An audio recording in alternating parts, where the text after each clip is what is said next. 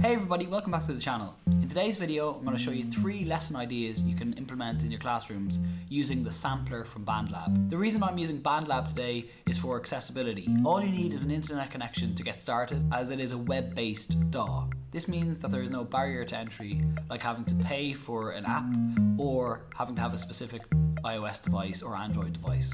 Lots of DAWs have samplers built into them, so if you don't use Bandlab currently, the ideas will still apply in any DAW that you happen to use. So we're going to get started by looking at what a sampler is and how we might use it when we're composing music. So when you type in bandlab.com, this is the landing page you'll arrive at. You can now sign up or log in if you already have an account. Sign up is very straightforward. Click the button, enter your name and email and a password, and then you'll have set up an account. Alternatively, you can log in if you already have an account, and I do, so I can just log in straight away. When you go to create a project, you can ignore the vast majority of what's on this page. Click the create button up the top right corner, and then it brings you into the studio. You can now start your project in a number of different ways. By recording in your voice or your guitar, your bass, starting with virtual instrument, a drum machine, or this is sampler option, and that's what we're going to look at today. You can also import a file from your computer or start messing around with the loops and the pre-made sounds that are in the Bandlab library. So clicking sampler will get us started. Right now what you have is an empty sampler, so all 16 of these pads are empty right now, but can be populated with whatever sound you want. To show you how this works, I'm going to record myself doing a little click. And now by pressing V on my keyboard, I can replay that sound back. Going on to the next one, I can browse the one shots that are here. Let me put in a snare. I can drag that across to this pad, and now when I press B on my keyboard, I get that sound.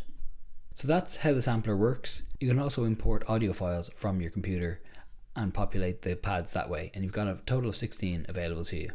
So with that out of the way, I'm going to come back over to a pre-made project I have and show you some of the lessons you might be able to do with your students in Bandlab. So the first lesson idea I have is populating the sampler with found sounds. Here are some sounds I've already collected myself. This is a stomp, a clap, and a hiss sound. These were recorded live at a recent conference I was at, where I got the participants to stomp, clap, and hiss, respectively, and then I got them to sing the first 3 notes of a C minor scale, and then the highest note of a C minor scale. So already I can start to mess around with some ideas.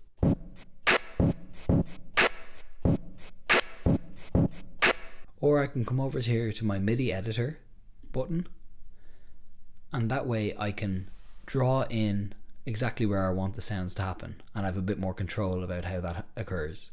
So if you forget which sound you have loaded in, just make sure that this preview sound button is on, and then you can click each of those to preview them before writing in the rhythm. So I'm going to play this pattern now just to let you hear it first, and then I'll explain what's happening in the MIDI editor.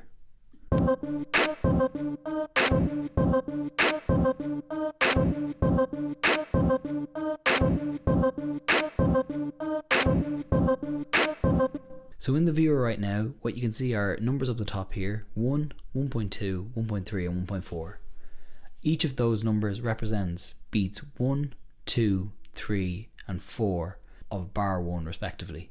The little white lines are dividing up the entire bar into 16th notes or semiquaver notes. So you'll see here on my kick pattern or stomp pattern, I double clicked to get a MIDI note or MIDI block in on the first beat, and then the next kick is not happening until the and of 2.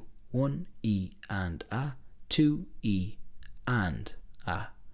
There's nothing happening on beat 3 for the stomp, and on the E of 4 E and A, I've got another kick pattern. Similarly with the hiss sound, I've got a quaver and semiquaver pattern where it's going 1, nothing on E, and A of beat 1. Then I've got 2, nothing on E, and A again on beat 2. Then just a set of quavers, 3 and then lastly semiquavers on the fourth beat for E and A. Meanwhile, the clap is behaving as a clap likes to behave on beats 2 and 4. So now listen to the drum pattern again with that context.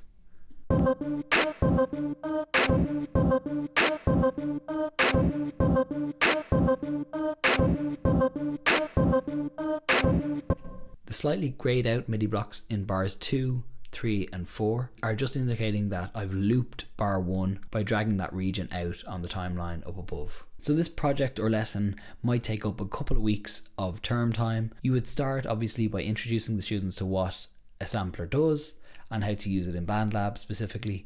And then what I've done in the past is set them a task of collecting sounds from around their house. I've had students in the past collecting their dog barking and all sorts of wild and wonderful sounds, and I do believe that once you let the students' imagination run wild here, they can come up with all sorts of amazing compositions. So now we're going to move on to lesson plan 2, which is looking at the already pre-made sounds that exist in Bandlab. Within the sampler itself, all I've done again is added a track. So you can click this button here to add a track, and then I would have picked sampler, which gives you an empty sampler. So I'm going to delete that for now and return to my loaded one shots. So now you see I've got 4 blue pads on the bottom, I've got 4 orange pads, 4 purple pads and 4 green pads, and each of these is occupying a different role. So the bottom 4 are drums,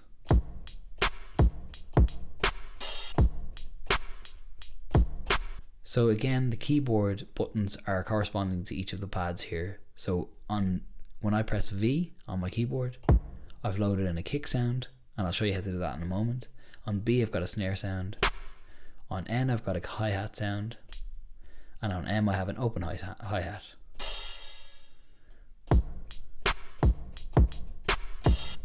On the orange pads I've got chords loaded in. On the purple pad I've got bass notes corresponding to those chords, and on the green pads I've got a melody. So these sounds are all pre-existing sounds that exist in Bandlab sounds. So if I come over to the right here, there's a button called Bandlab sounds, and that brings up packs, loops and one shots. And if I select one shots and search in the type of sound I'm looking for, it'll bring up loads of options. So just to show you how this works, I'm going to delete the kick from this pad by pressing backspace, selecting it and pressing backspace, and then instead of recording in or importing a file, I'm going to say browse one shots, which will automatically open up this button that says Bandlab sounds. So I'll click browse one shots, and like I said, it brings you into the Bandlab sounds area. I'm going to search in a kick,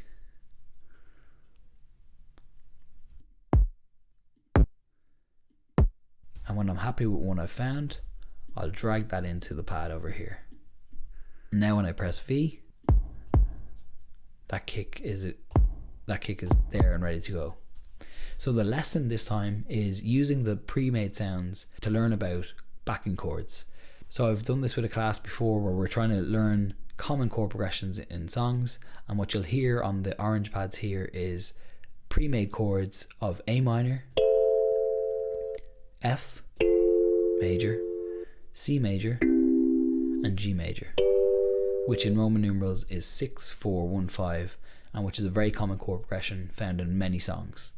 So I have students messing around with their own version of a 6, 4, 1, 5 chord progression. Here's one I pre-made earlier using the MIDI editor again. So I can play in different rhythms based on those chords by selecting a MIDI block and where I want to put it in the bar. And to keep you on track of where you are, the 1, 1.2, 1.3 and 1.4 indicates that you're in bar 1. The 2, 2.2, 2.3, 2.4 are corresponding to the beats of bar 2, and so on. Have a listen to what I made.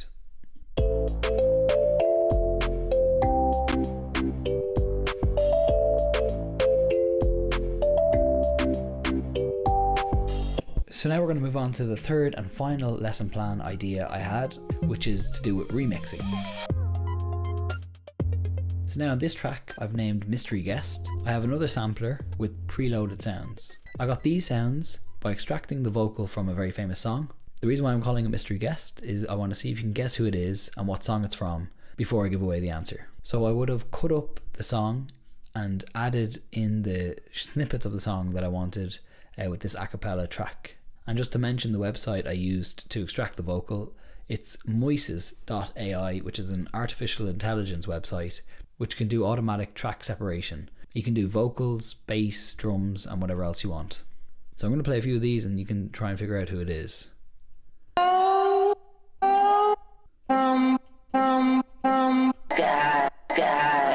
So if you guessed Adele, you're correct.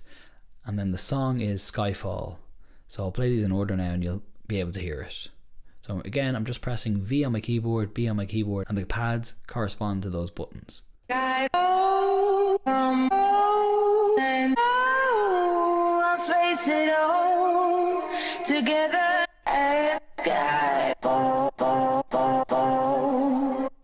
The idea here for the lesson is students might be able to take a song that they already like and then divide it up and add their own rhythms and melodies and counter melodies and chords to a new version of this song.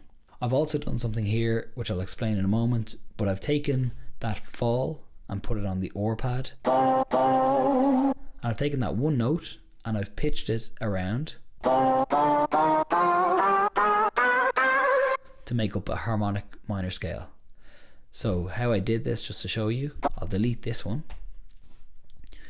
While holding down Alt on a Windows PC or Option on a Mac, you can drag this and copy it to another pad.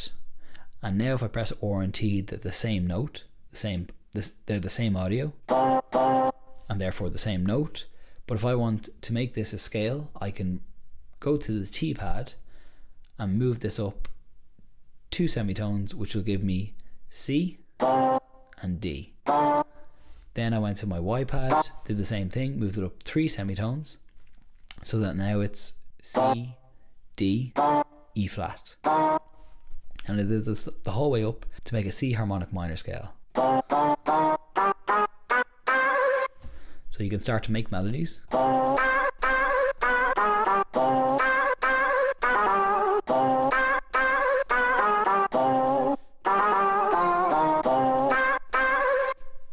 And again, start to make up a new composition based off of those sounds. You can also play these in harmony. So that's lesson idea number 3.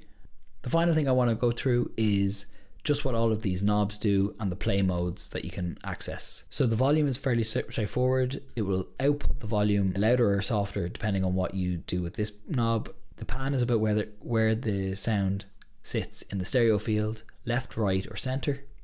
And you can adjust this accordingly. The pitch, I've just shown you what to do with it. The attack means how quickly the sound comes in. So with 0 milliseconds, this sound will come in straight away. And with a higher fade, you'll see there, it actually makes a fade for you. So it fades in. The release is to do with the sound playing after you've removed your finger from the button. And the tone is an EQ function where you can make a sound more muffled or low frequency, or high pass it by bringing it to the right. So you can low pass filter it or high pass filter it, bringing it to the left and right respectively. Double clicking on any one knob will bring it back to its default. The play modes are as follows: gate, one shot, and loop. And just briefly what they do, if you have gate selected, the sound will play for as long as your fingers press down. So pressing it down really quickly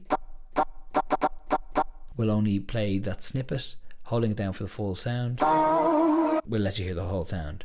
This is great for controlling the rhythm you want to play. One shot will play the full sound no matter how long you press the button down for. Loop will loop the sound endlessly. So if I hold down the Y button again on my keyboard, it will just loop it back to the start.